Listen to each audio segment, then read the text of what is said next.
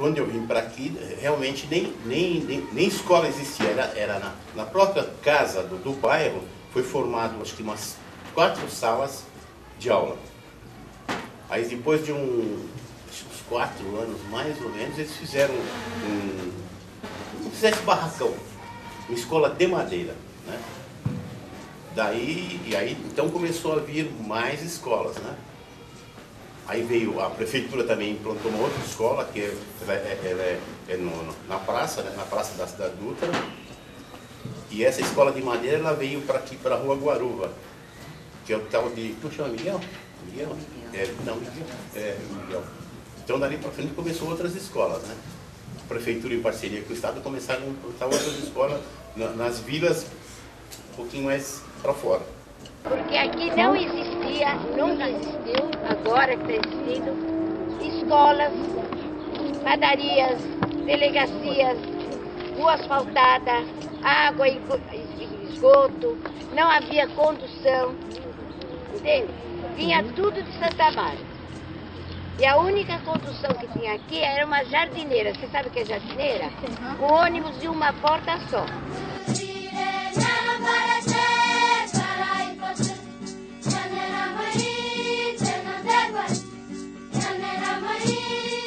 Existia só a Cidade Dutra, digamos assim, do Socorro para cá,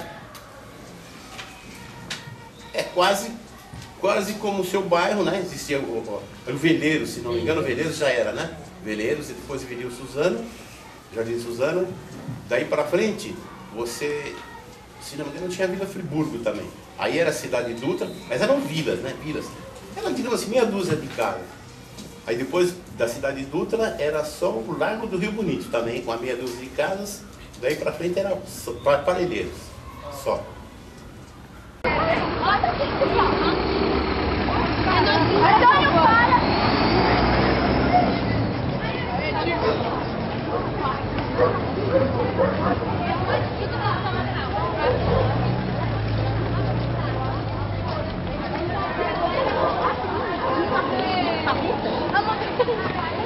Eu lembro do centrinho, o centrinho é onde tem o Miguel, a Escola Miguel, né? Onde tem a arena, ali era o centro da Cidade Dutra, o grande centro, né? Que não tinha muito nada, tinha um mercado, o Miguel, eu já lembro do Miguel como escola mesmo, quando eu vim pra cá. Eu era muito jovem, então não sei o que me chamou a atenção. Eu fui trazido pra cá, né? Mas eu sei que era um lugar muito bom, porque você tinha lugares bastante para você brincar, que você hoje não tem, né? A criançada podia correr nas ruas, sossegada, sem movimento de automóvel e outras coisas mais. Tá? Eles gostavam de brincar daquele manamula, né, que falava, de esconder lata, de esconder a cara, eles gostavam de brincar disso. De aquele de pau, como é? Aquele que bate no pau, de taco, esse eles gostavam bastante.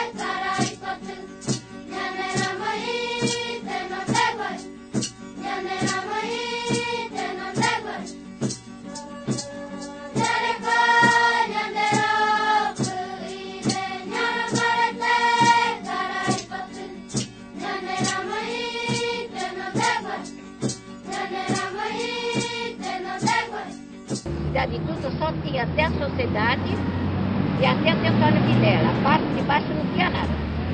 E a parte de lá também era uma chácara. Por isso que aqui atrás chama Chácara Santo Antônio. Tá? E a parte de lá também não existia nada. Satélite, tinha um poço de areia. O trem existia, mas tinha um poço de areia. Quando nós mudamos aqui, você vê que 5 famílias, não dá para ter, praticamente não dá para ter nada. É o início, né? É o início do bairro. Aí depois é que foi chegando as famílias, aí sim, aí foi começando outras coisas mais. Né? Eu me lembro. Eu tinha 8 anos, gente, peraí. Aqui durante a noite tinha vacas. E aquelas vacas com aqueles sininhos. Então, elas tinham vaca toda a volta. Porque da sociedade para lá, era tudo chácaras, mas chácaras com animais, cavalos, vacas, porcos, né? Então eles soltavam e passava tudo aqui na Cidade Dutra. E aqui era uma região, gente, que não só aqui, mas tinha um monte de nascentes. Eu moro aqui, nesse pedaço, eu moro mais pra lá, no Jardim Suzana, né? Que em 1970, assim, tinha muitas nascentes, mas muitas. A gente chamava de bica. E era uma coisa super... lá em casa, né? Doméstica. O pessoal pegava um bambu, dava um jeitinho de fazer uma espécie de canalização, a biquinha ficava ali jorrando e a gente não tinha água encanada, a gente tinha água de poço, né? Então tinha a bomba que bombeava a água do poço para a caixa d'água. E quando faltava energia elétrica, que era bem comum, a água não subia para a caixa d'água.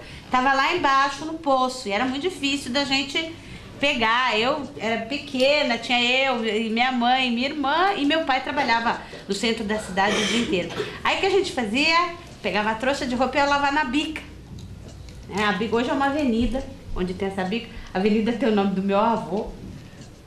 Por acaso, meu avô foi uma pessoa normal e comum, mas como aqui as ruas tinham o número 1, o nome da rua era Rua 1, 2, 3, 4, 5. Aí você ia lá na prefeitura e pedia para pôr o nome que você quisesse, né? E meu tio foi na prefeitura, olhou lá, mas ele se atrapalhou, né, no mapa e indicou a rua errada. Não é a rua que a gente mora, é a paralela. Ele enxergou lá errado e meu avô tinha morrido, ele pediu para pôr o nome do meu avô. E tá lá, né, chama lá Eugênio Bartolomai, que meu avô foi um bom avô, ele era legal, me levava no parquinho, comprava doce pra mim, mas ele não fez nenhum ato heróico assim não, né. E naquela avenida tinha uma bica que durou até 2006. Em 2006 ainda fiz um trabalho de campo. Em 2005 eu fiz um trabalho de campo aqui com quem tem parente que foi meu aluno. Eu mostrei a bica.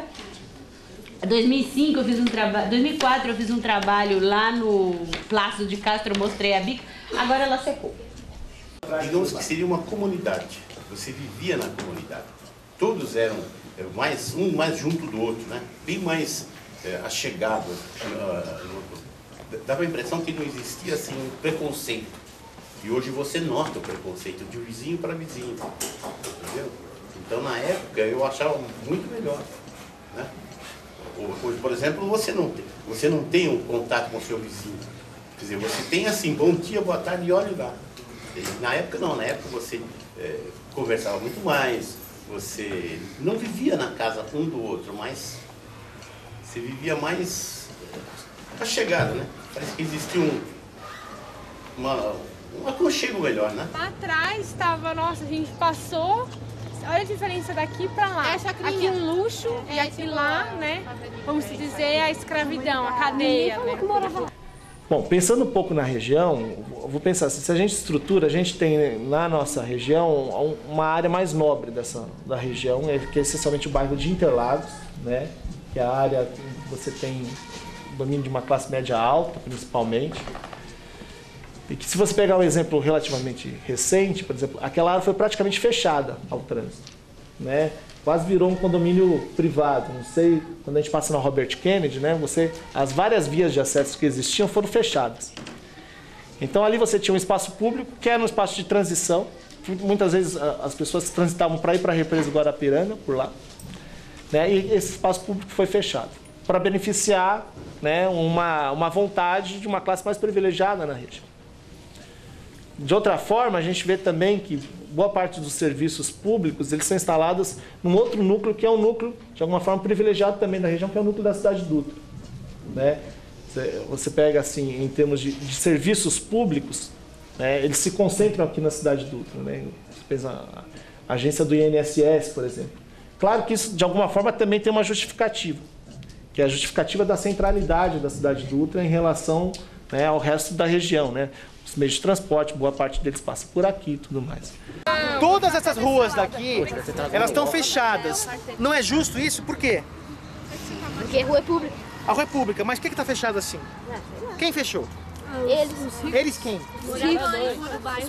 Qual o interesse deles? De separar as pessoas que têm menos vantagens, assim, de ter uma casa que eles têm da deles. De separar a classe. Restringir a entrada, separar a classe.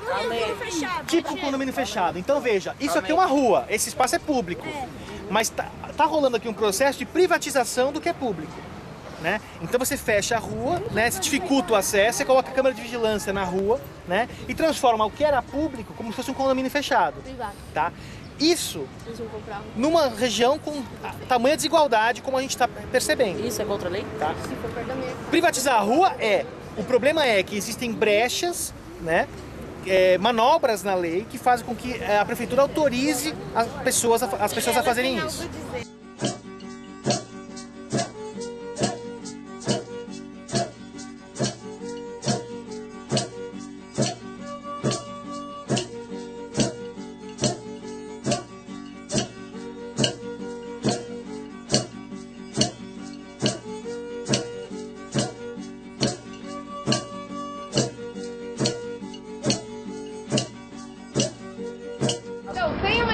Que o seu Antônio Vilela já foi uma trilha indígena.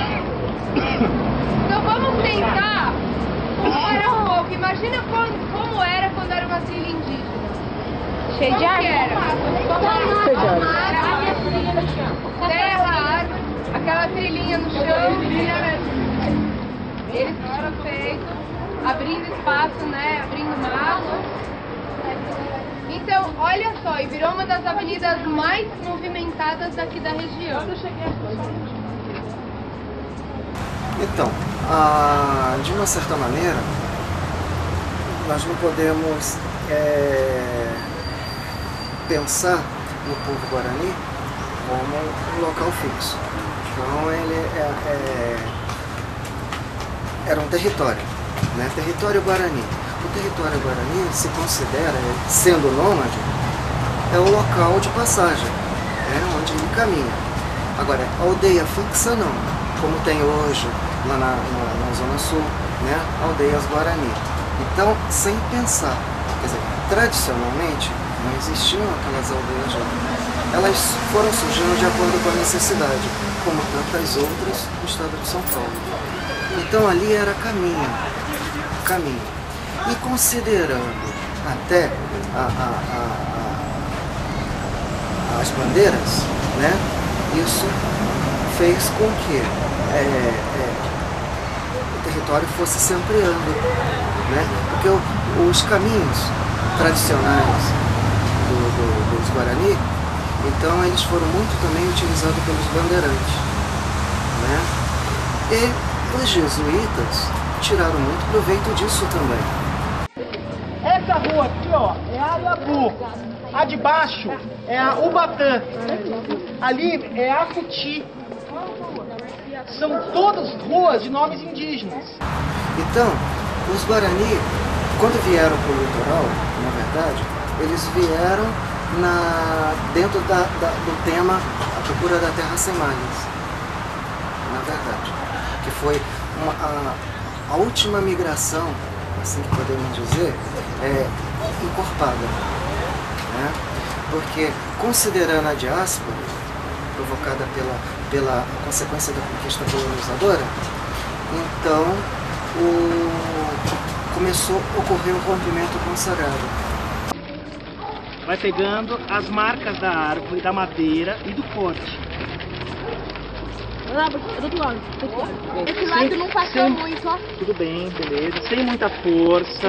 Passar muito, né? Vai sentindo para não rasgar o papel. Devagar, ó, tem muita força, às vezes é jeito.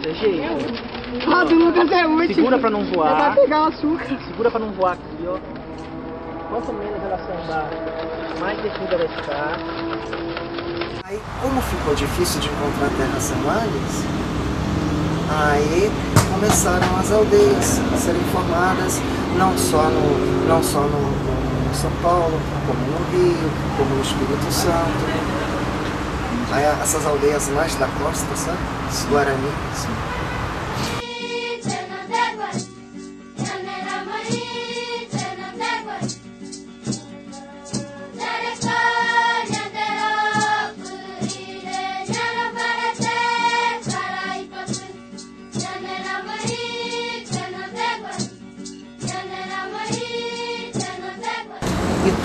E o que também fez com que houvesse essa trajetória toda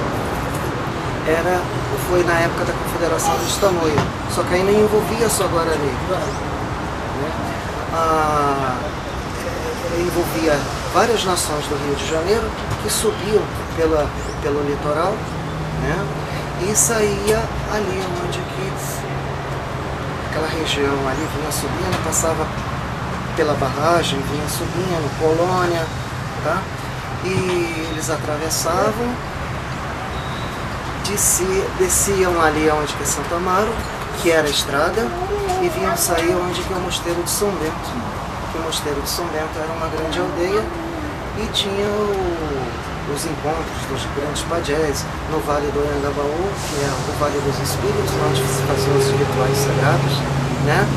Mas, contudo, o que as reduções jesuíticas, então, elas ajudaram muito na vinda dos Guarani para o litoral. E também, que eu falei da procura da terra sem malhas, porque com a grande diáspora, consequência da conquista colonizadora, os Guarani passaram a procurar uma área que pudesse encontrar consagrado. Quer dizer, sair desse mal que o Evandro estava falando, essa maldade que se mantém até hoje. Então, a esperança era encontrar um local onde que se vivia em paz na época dos antepassados.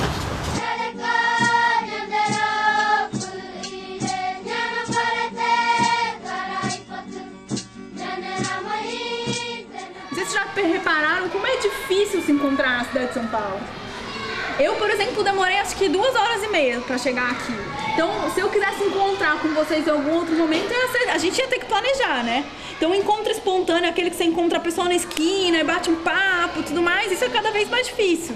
Porque, não sei se também vocês já pararam para pensar de quando nesse centro histórico, ou os lugares onde tem muita empresa e tudo mais, ou então até mesmo na Paulista. Como que a gente anda na Paulista? A gente anda, para no farol. Anda, para no farol. A gente vai andando todo mundo do mesmo jeito. Então, até uma coisa que eu gosto de falar, que se antes, né, quando a gente tinha um tempo mais lento, uma sociedade, como você falou, que era menos moderna, né, nesse sentido, a gente tinha a possibilidade do amor à primeira vista. E hoje, quando a gente está num centro urbano muito grande, é o amor à última vista, porque você viu, a pessoa não viu mais, ela já passou, ela tá correndo, ela tá pensando em tudo que ela tá tendo que fazer e tudo mais. Então, né, a possibilidade de encontro, ela fica cada vez mais difícil, de encontro espontâneo, de encontro do diferente também. Acho que isso é uma coisa importante. Os lugares que a gente vai, eles são lugares, geralmente são selecionados, né? Então, por exemplo, quando a gente pensa, a gente vai num shopping, não é todo mundo que entra num shopping. Um morador de rua, se ele for tentar entrar no shopping, ele não vai conseguir entrar, vão barrar a entrada dele lá. Então, esse encontro do diferente fica cada vez mais difícil, a gente vai sendo selecionado, né?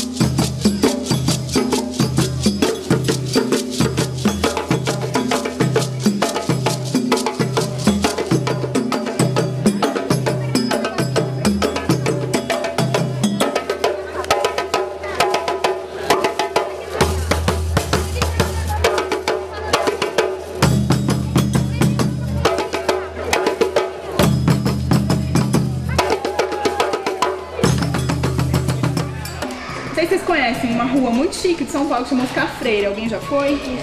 Já? Então, boa parte das lojas que estão lá, elas são ilegais, elas não pagam imposto. E daí quando, por exemplo, alguém que mora na periferia e tem uma casa que é ilegal, geralmente a polícia vai lá, vai trator, vai querendo gente despejar. E nessas áreas mais ricas da cidade, isso acaba por não acontecer. Os moradores são sempre chamados de invasores porque ocuparam áreas que não foram compradas regularmente, né? Mas as pessoas que fizeram esse processo de ocupação normalmente chegaram de outras cidades, atrás de emprego. São Paulo precisou do emprego de todo mundo para se desenvolver como se desenvolveu, né? Quem trabalha são as pessoas que estão nessas comunidades, né? Quem construiu o metrô, quem construiu as grandes avenidas, quem construiu os prédios. Então, essas pessoas vieram para cá para isso, compraram lote, não parecia que era irregular, porque tem um dono, né? A pessoa vai lá, vende, e depois de muitos anos é que se fica sabendo que esse processo não é regular. Né? Então aí vem o proprietário da terra, que é a prefeitura ou uma empresa privada, né? No caso da Madeirite, que é uma partinha lá do Parque Cocaia, essa área era pública e virou privada, porque se privatizou, né? Então essa área é da EMAI. Agora a EMAI falou que o processo é irregular, que as pessoas são invasoras e criminosas porque ocuparam esse lugar. O que a gente está dizendo é que as pessoas não são criminosas porque fizeram essa ocupação. Né? Elas compraram um lote, construíram seu barraco ou sua casa há 20, 30 anos atrás e construíram sua família ali. Né? Então, essa é uma questão bastante difícil. De um ponto de vista, elas são consideradas irregulares. Né? E de outro ponto de vista, não. Elas estão atrás do direito à moradia. Não é tratado. Cocô de rico, cocô de pobre vai para o mesmo lugar. E a água que ele bebe é a mesma água com cocô que vai lá pro Barbagato ser tratado e volta pra nossa torneira e pra dentro. Que coisa! É isso mesmo, os últimos serão os primeiros. Então, galera, alguém quer dizer mais alguma coisa, alguma reflexão? Não, vamos embora. Uma coisa. Ele falou assim que quando as pessoas são despejadas, ganham 5, 7 mil. Só que assim, é por isso que as favelas continuam ou crescem mais ainda. Porque com 5, 7 mil ninguém compra uma casa boa num bairro bom. Então as pessoas continuam fazendo favelas. Então isso aí também não vem só de invadir, mas também é o que eles fazem. Eles não pensam em melhorar. No caso do Cocaia, vocês entraram no site lá, tem a cópia do cheque que eles receberam. Tem cheque de 3. Quem comprou uma casa? Então o cara chegou em casa, a casa estava no chão, derrubado, e tinha um sujeito descarado, cínico, ó, 3 mil. E é super legal você falar isso, porque isso é uma política pública, que é para não resolver nada. Então o que ele faz? Ele pega esse cheque de 3, 5, 7 mil, ele vai para outra comunidade também na represa. Então ele vai sair daqui, ele vai para uma mais distante. E você acha que então estão preocupados em resolver o problema da represa? Não, eles só vão resolver o problema daqui da região, empurra a pobreza para lá. Depois, quando chega lá, empurra mais distante. E aí a cidade só vai inchando, mas o problema social não é resolvido. Isso mesmo. Sinceramente, eu acho que eles fazem isso, principalmente agora que é época de eleição, porque eles falam, muita gente vai prestar atenção nisso, nesse lance do meio ambiente e tal. Então eu vou tirar o que é para ser tirado dali, pronto, eu dou um cheque de 3 mil, a pessoa que se vire, eu fiz o meu. Aí acaba, não, e ainda tem as promessas. Não, eu prometo que eu vou fazer isso, que eu vou fazer aquilo e tal.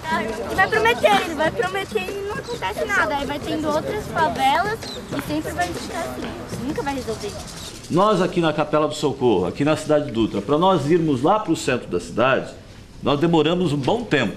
De ônibus ou de carro, é sempre difícil. Isso porque as pessoas vieram morar aqui, tá? E vieram morar na área de proteção a mananciais, porque não tinha muita opção de moradia.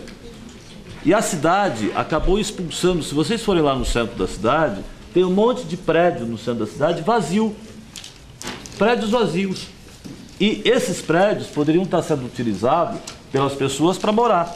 E lá no centro da cidade tem hospital, tem trabalho, tem posto de saúde, tem escola e não mora ninguém. E agora nós estamos em demanda. Quem está aí com as cocheiras está em demanda. Tem 2 processos, um para tirar e outro que não. Então estamos debatendo os 2 ao mesmo tempo, ou se tira ou se não tira. Debate um para tirar, debate outro para não tirar. Agora conosco aqui nós estamos resolvendo.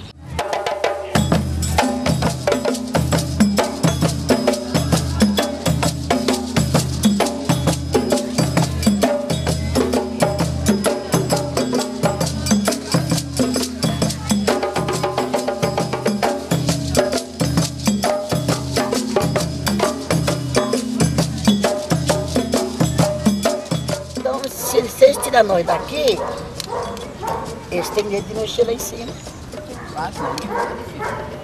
Tem 15 dias, foi umas 10, 12 carros da prefeitura aí. Ixi, tudo fazer reunião. Eles não aceitaram. Então já correram, já eles aqui em casa. Para nós fazer a reunião, fazer uma bagunçada. Levou o nome da gente para poder acalmar o negócio. Porque eles não querem sair. Porque aí não tem estrutura. Aqui também não? Nada aqui tem estrutura? Nada. Nem no castelo, nem fora? Tá, então se os centros eles vão mudando e vão ficando cada vez mais longe daquilo que a gente entendia como centro histórico, a periferia está ficando cada vez mais longe também, né? As pessoas estão sendo levadas para cada vez mais longe. E por quê? Porque, por exemplo, quando a gente pensa a Faria Lima, as pessoas que moravam lá, era de classe média e tudo mais, elas tinham dinheiro para comprar uma outra casa em outro lugar. Agora, tem essa outra capa que eu trouxe, que é na mesma avenida, que acho que vocês conseguem ver, né? É uma terra arrasada isso aqui, com um monte de prédio. Isso aqui era uma favela, a favela do Jardim Edith, não sei se vocês já ouviram falar, que é hoje, vocês conhecem a Ponte Estaiada? Então, aquela ponte ali, embaixo dela, para ela ser construída, teve que ser um monte de gente despejada e a casa delas destruída. Então é umas as coisas que a gente acaba por não perceber e por não prestar atenção, mas elas acontecem na cidade, elas acontecem num ritmo muito rápido. Essas pessoas que moravam aqui, o Estado deu para elas R$300 por mês para elas irem achar uma casa em outro lugar. Quem que compra alguma coisa para morar uma família inteira, você não consegue. Que nem a Carol falou, a primeira coisa que eles falam é que nós somos invasores. Eles não querem saber a situação dos moradores, se está ali porque quer ou se tem outra opção. Porque no caso, muitos moradores estão ali porque não tem opção de moradia, né? Está ali porque foi a única coisa que conseguiu com essa luta, com esse tempo de trabalho, que trabalhou tanto para conseguir um lugar para morar. E quando conseguiu, ele chega falando que nós somos invasores, que é no nosso caso, que eu moro lá há 21 anos. Aí, no caso, a prefeitura primeiro chega falando que vai fazer uma melhoria, os moradores, a gente fica feliz achando que vai fazer alguma benfeitoria para nós aqui, no caso que nós moramos na margem da represa, né? Aí eles demoram o quê? Uma semana, uns 15 dias, a gente chega falando, vocês têm que sair porque vocês são ilegais, são invasores, tem que desocupar a área que a gente precisa para urbanizar, para fazer melhorias, mas a melhoria deles eles não dão opção para nós de moradia. É um cheque de 5, 8 mil e sai fora.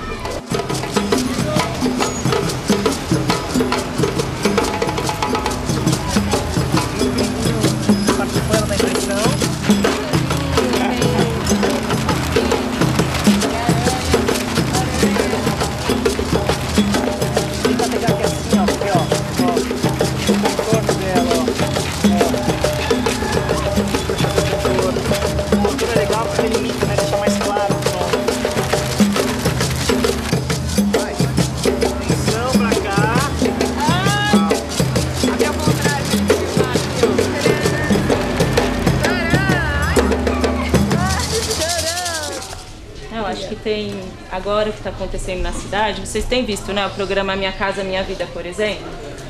Esse programa fez com que as grandes empreiteiras investissem muito dinheiro nos terrenos da periferia. Com esse investimento, o preço de um terreno na periferia duplicou. Então ele é muito mais caro, né?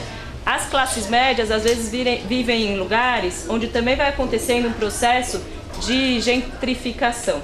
O que é isso? As pessoas o comércio começa a ficar mais luxuoso, a área começa a ficar mais nobre, as pessoas não têm mais como comprar um pãozinho, que antes era mais barato, então elas vão sendo expulsas desses lugares. E a classe média também muitas vezes vive de aluguel, né? Então com o sonho da casa própria vai vindo para as periferias. Então todo esse processo na cidade gera uma grande mobilidade, né? A classe mais pobre está sendo expulsa, não está tendo direito a nada, né? E as classes médias estão migrando para a periferia. Então é uma situação que vai mudar muita coisa. E a gente sabe também, né, que tem outras coisas, a Copa do Mundo, deixar o país bonito para os gringos ver como que é, né? Então tem uma coisa que é muito importante, assim, que a gente tem que resistir, né? A gente tem que resistir e mostrar que a classe popular tem que falar, tem que participar desse processo de mudança da cidade.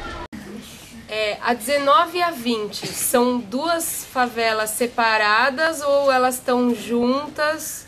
Como é que é isso, assim? Tem uma rua separando ou estão espaços diferentes? Meio a meio. É meio a meio. Como assim, meio a meio? Meio a meio. Só tem uma rua. Tem um muro, assim, ali, que a 19 é pro lado de lá, aqui é a 20. Aí aqui, do lado aqui, tem uma rua que passa assim, aí tinha tipo um muro, que dividia 19 e a 20. Aí eu acho que quebraram o muro, sei lá, e começou, 19 e 20. Então agora é tudo junto. Tudo junto. Mas era dividido, 19 era de um lado, a 20 do outro. Acho que quebraram o muro, aí começou.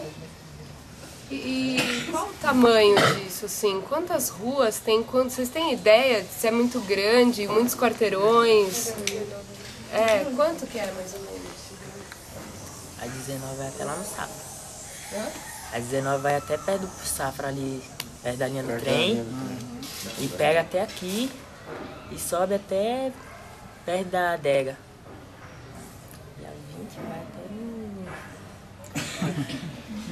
E a satélite. 20 vai até o satélite ali e até aqui em cima, na entrada do som dali.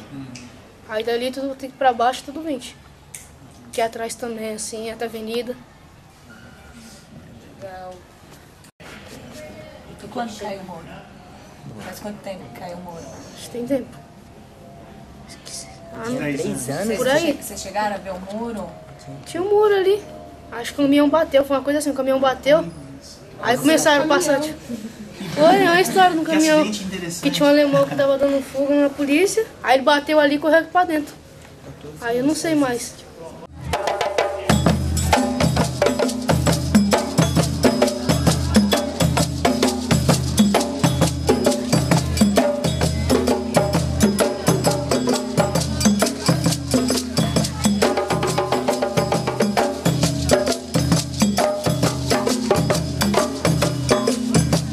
Estratégia que tinha muito na nossa região, de alguma forma até existe, era assim.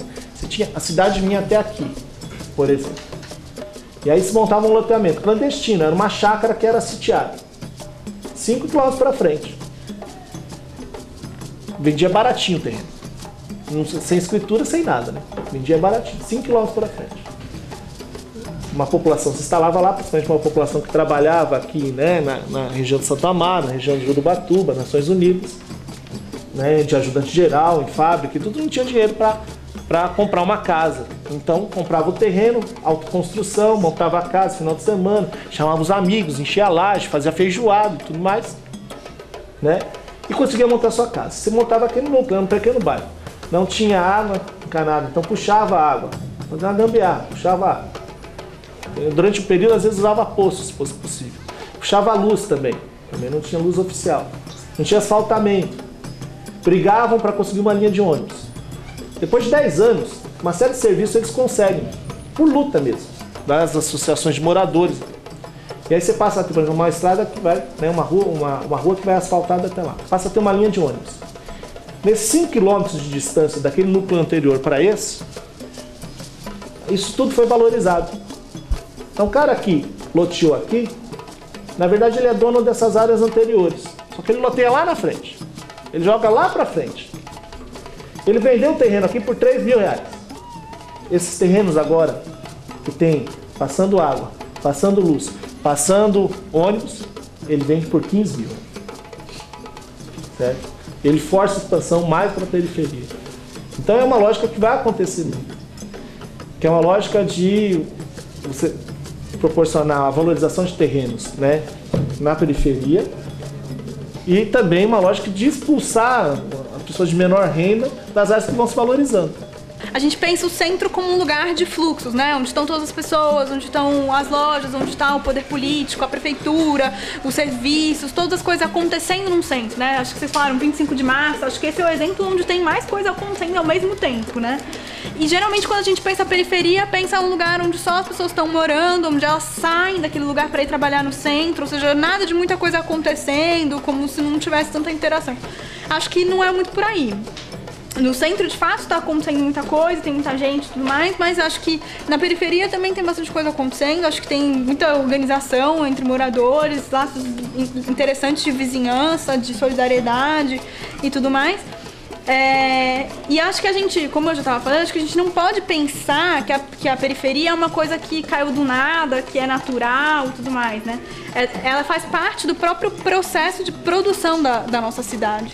Ela não é exceção, é regra, né? Então quando a gente produz centro, ao mesmo tempo a gente produz o contrário do centro, que é a periferia. É um processo que ele é contraditório. Ao mesmo tempo a gente produz uma coisa onde todo mundo se encontra, que está com bastante infraestrutura, aquelas coisas que eu já tinha falado, e a periferia nas aforas, né? E assim, a periferia ela é muito legal. Você vai andar aqui nas regiões centrais de São Paulo, você vai andar aqui no bairro de Interlagos, nas áreas mais nobres, não existe ninguém na rua. A gente vai andar nos bairros mais periféricos, você tá de carro, você tem que tomar cuidado, senão você sai atropelando um monte de gente. Claro que tem um problema que não tem calçada quase. As calçadas são desse tamanho. Mas as pessoas estão na rua. Então elas ocupam o espaço que é da rua. Claro que é porque a casa também é muito pequena, às vezes. Porque ela também não tem o dinheiro para estar num clube. Mas elas estão na rua. Então elas vivem muito mais a cidade, principalmente o bairro, do que quando você compara as áreas nobres. Também é muito rico. As pessoas conversam na rua. E nos bairros mais ricos você não vê isso daí, não. Não vê. São vazios. São vazios. As pessoas estão nos lugares fechados.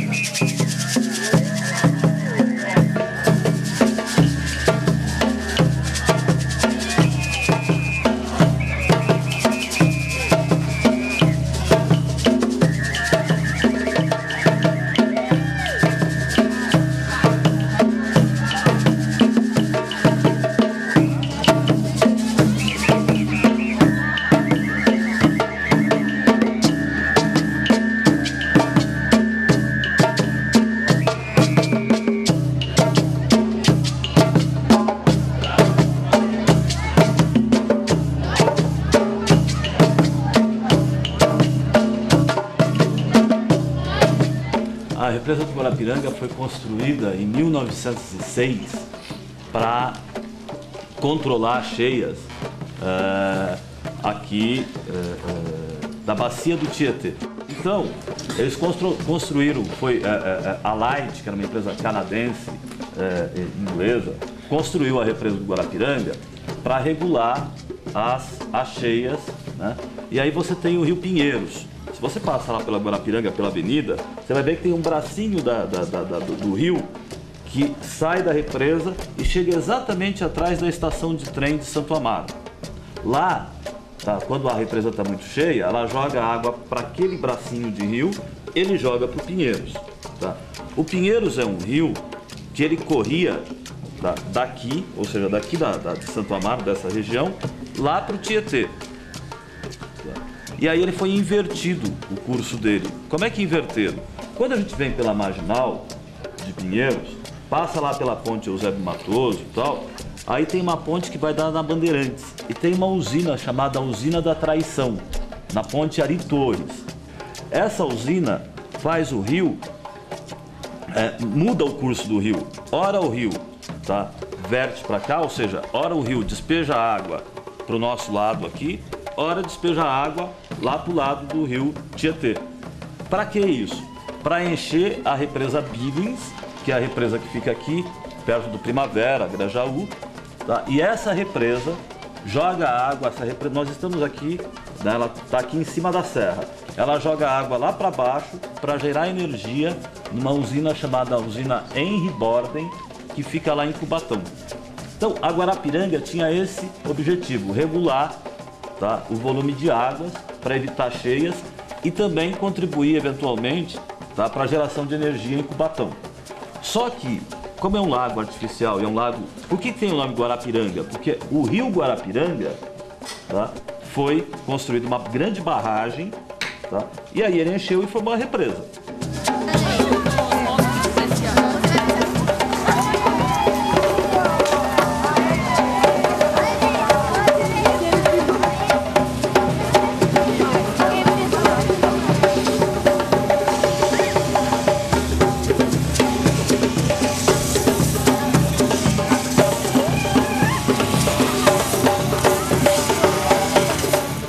Antes da formação da represa, né, você tinha os mananciais, enfim, toda essa parte dos rios e não tinha esse represamento das águas. Quando ela foi represada para poder fazer o abastecimento do município, né, e gerar a água, e começou, os rios eles desembocam na represa e vão trazendo tudo que tem de poluição ou que o pessoal for despejando nesses rios adjacentes, ele vem desembocando na represa. Então, antigamente, quando não tinha tanta ocupação urbana, quando era mais agricultura ou quando era só floresta, então essa represa ela era mais limpa, ou seja, não vinha, né, vinha uma água mais limpa que abastecia a represa. Conforme foi tendo a desocupação desordenada, que a gente chama, o que é o pessoal ocupar em volta da represa, onde não tem tratamento, o esgoto o pessoal lança direto no rio, em vez de lançar no local certo para tratar. Então começou a poluir, né? E ter o pessoal jogar lixo, jogar entulho perto da represa, e vem a chuva e leva tudo para dentro da represa, e vocês vão vendo que vai formando hoje na represa e cada vez mais essas algas, esses musgos, esses aguapés aí, que eles se alimentam dessa matéria orgânica, dessa poluição. Então isso é um sinal da poluição da represa. Vocês podem ver essa formação dos aguapés, desse musgo, das coisas que ficam em volta da represa.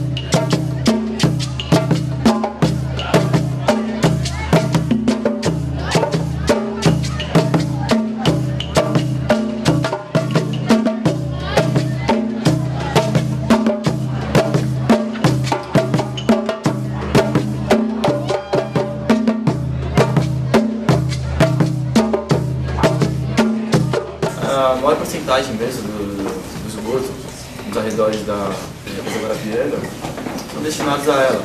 Justamente por isso, você não precisa seguir o caninho e ver onde dá. Não tem estação de tratamento de esgoto ali, não tem nenhum tipo de captação, não tem nenhum cano coletor central que a gente fala, é como se tivessem várias casinhas aqui e um cano que captasse todas elas. Para esse cano ligar uma estação de tratamento. Não tem estação de tratamento aqui. Olha os patos! Olha o jacaré! Olha o jacaré! Geralmente nós damos comida pra eles. Se nós formos dar comida pra eles, não vai dar tempo pra situar. Ah, tá. Ai, que bonito! Tem que comer na mão. O Rodoanel, trecho sul, todo mundo viu, né? Que agora o trecho sul passa por cima da represa Guarapiranga. Isso é uma atitude que eu jamais permitiria. Um manancial tão importante no abastecimento da cidade de São Paulo. Receber uma obra, passagem de carro.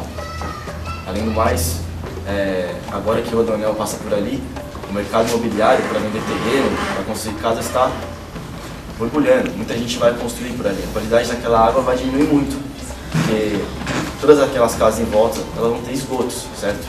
Que vão ser dispostos, a maioria deles, na represa. Então, o que eu faria para ajudar na represa é rever todos os conceitos de habitação em volta da represa, de construção de casas em volta da represa, de tratamento de esgoto daquelas populações em volta da represa, porque eu faço curso de engenharia ambiental, não sei se vocês sabem, o esgoto, ele pode ser disposto na represa, só que antes ele tem que ser tratado. Estação de tratamento de esgoto, chama ET. Então o que acontece? Você pega o esgoto das casas, todo esse esgoto é jogado num cano que capta todo esse esgoto e jogado nessa estação de tratamento. Ela trata, separa o esgoto da água e joga a água de volta na represa. Isso seria uma obra que você teria que fazer em volta de toda a represa. Por que a ocupação na represa Guarapiranga é volumosa? Porque tem muita gente morando ali em volta. É porque a gente quer destruir a represa? De jeito nenhum. De jeito nenhum. Isso é uma questão de custo. Entendeu? Os terrenos em volta da represa são mais baratos. O Veracruz, que é uma favela da represa Guarapiranga, que eu fui muitas vezes fazer vistoria, ela existe há 30, 40 anos, por falta de opção. A população não tem verba para comprar um terreno em outro lugar e acaba indo lá. Você vai julgar o homem, certo? Muitas vezes isso é uma coisa a se discutir. O homem destrói não porque quer, às vezes ele não tem escolha.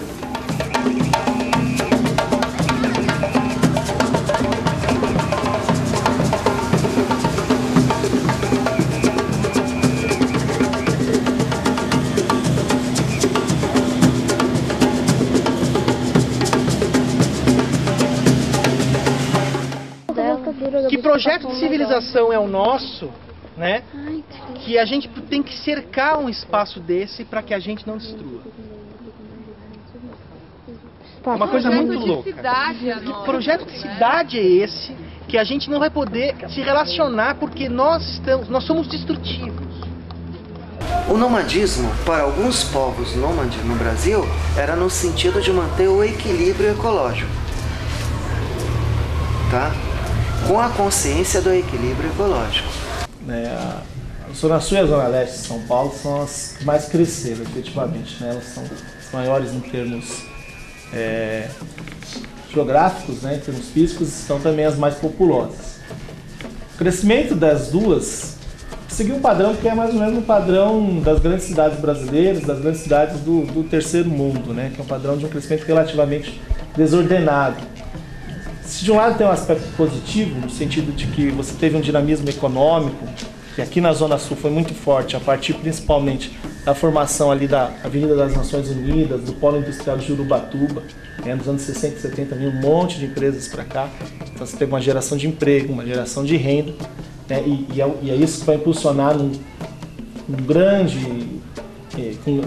força a ocupação aqui na nossa região. Por outro lado, essa ocupação de forma desordenada foi também bastante predatória. Predatória, de alguma forma, na nossa região em termos ambientais, né, que é uma região de mananciais, tem as duas represas, e o que se fez anteriormente para tentar evitar essa ocupação predatória não deu muito certo, inicialmente, com a Lei de Proteção dos Mananciais lá da década de 70. Né? Por outro lado, ela também foi predatória socialmente, porque ela foi feita com base num processo de superexploração da mão de obra, de ausência de política habitacional. Então, boa parte das pessoas que vieram para a região, né, trabalhavam em empregos de baixa remuneração. Não havia uma política habitacional, então boa parte da nossa ocupação, se a gente pegar, não sei percentualmente, mas um percentual considerável, com certeza, foi feita com loteamento irregular, né, e que foi a opção que as pessoas tiveram. Então, acho que, se de um lado a gente tem um aspecto positivo do dinamismo, de outro lado, esse dinamismo, ele ambientalmente foi complicado, porque não houve, né, uma ocupação, que tivesse uma preocupação efetivamente em termos tanto dos recursos hídricos, quanto também em termos dos recursos vegetais, né? A gente tem originalmente a área de Mata Atlântica, hoje o que sobra, e aqui é uma área já secundária, é a região de Parelheiros e Marcilac, que também está sofrendo uma ocupação muito intensa, apesar, né, da formação das áreas de proteção ambiental. Então, de alguma forma é um certo progresso, mas um progresso muito predatório. Né? Não houve sustentabilidade, que é uma coisa que a gente fala muito hoje, mas não era uma preocupação que aparecia antes. Na verdade, as ações do Estado, as ações dos grupos mais importantes naquele momento, e de alguma forma ainda hoje, elas reagem a problemas que vão aparecendo, mas na verdade não se planejou, eu acredito, essa ocupação. Eu acho que toda comunidade é passível de ser transformada, né? De ser melhorada. É claro que a favela em si, o ideal seria que ela não existisse, ou que não se criassem as condições para se formar uma favela, né? Mas as populações vão ser empurradas para a periferia e acabam formando-se a favela, que é uma realidade. Então o que nós podemos fazer? A partir dessa realidade, né, montar projetos de, né, ecologia urbana na favela, né, grupos de arte, né, grupos de teatro, de música, reciclagem, compostagem, hortas comunitárias em terrenos baldios. Muita coisa pode ser feita, é claro que dentro, enfrentando as limitações, mas muita coisa pode ser feita, inclusive, quem sabe até tirar esse morador da favela e levá-lo a habitar outros lugares em condições mais dignas.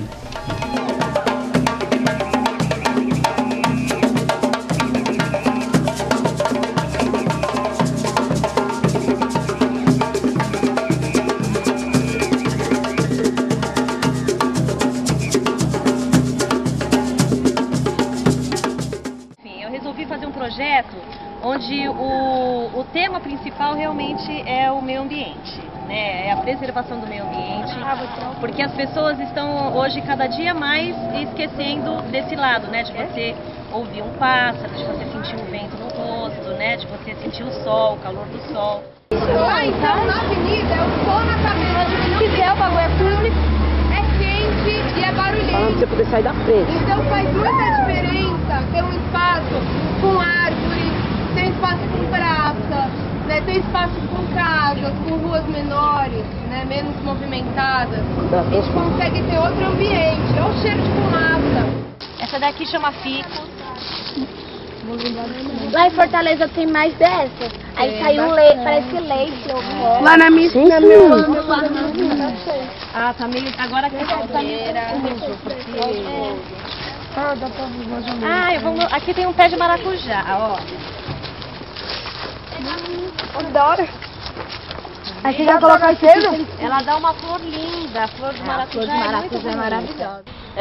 Por exemplo, às vezes as pessoas andam e não olham, né, que ali tem uma plantinha pequenininha, tudo. Então é realmente enxergar o teu meio, onde você vive, olhar, prestar atenção, ter curiosidade. Nossa, que árvore será que é essa, né? Como ela chama? Será que ela cresce mais uns 20 metros ou será que ela para por aqui? A gente costuma pensar que o meio ambiente e a biodiversidade está ali, né? Mas a gente podia pensar que da grade para cá, a gente criou outro meio ambiente e tem outra biodiversidade para cá, né? O que a gente tem que pensar é por que tem dois? Por que a gente criou dois? Tão diferentes e em conflito um com o outro, né? Por que o nosso destrói aquilo?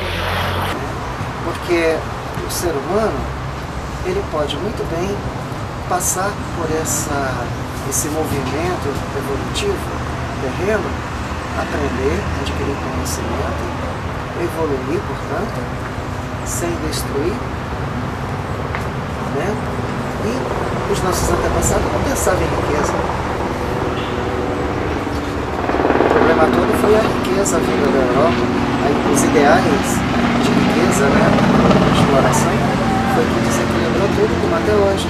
As indústrias madeireiras, ela desmata para quê? A riqueza da biodiversidade, da madeira, né?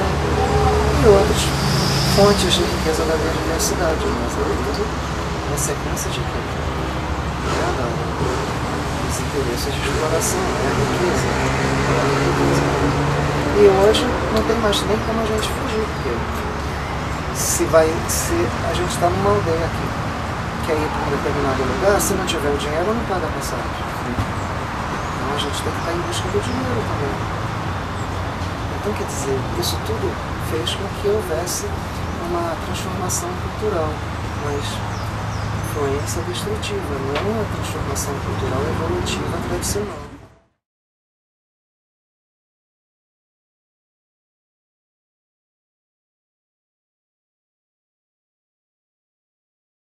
Pôr a tinta preta ou qualquer cor, passar o rolinho aqui,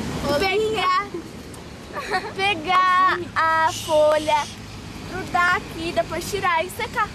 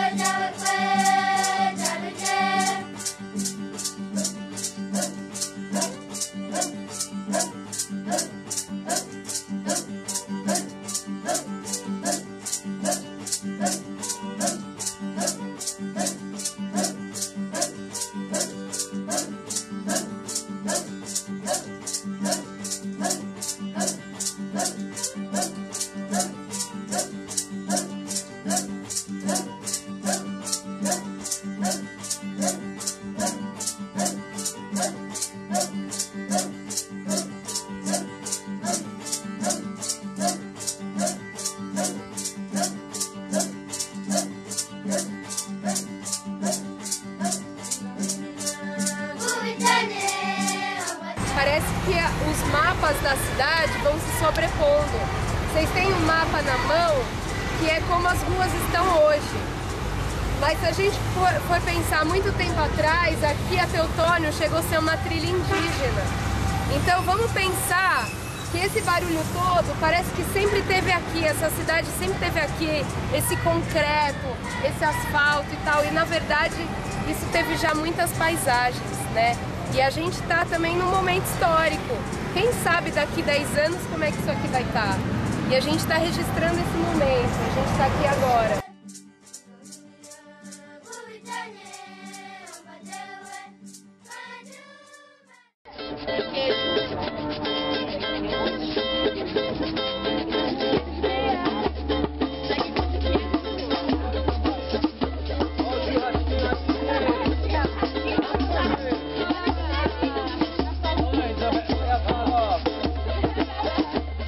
Ó o churras na laje!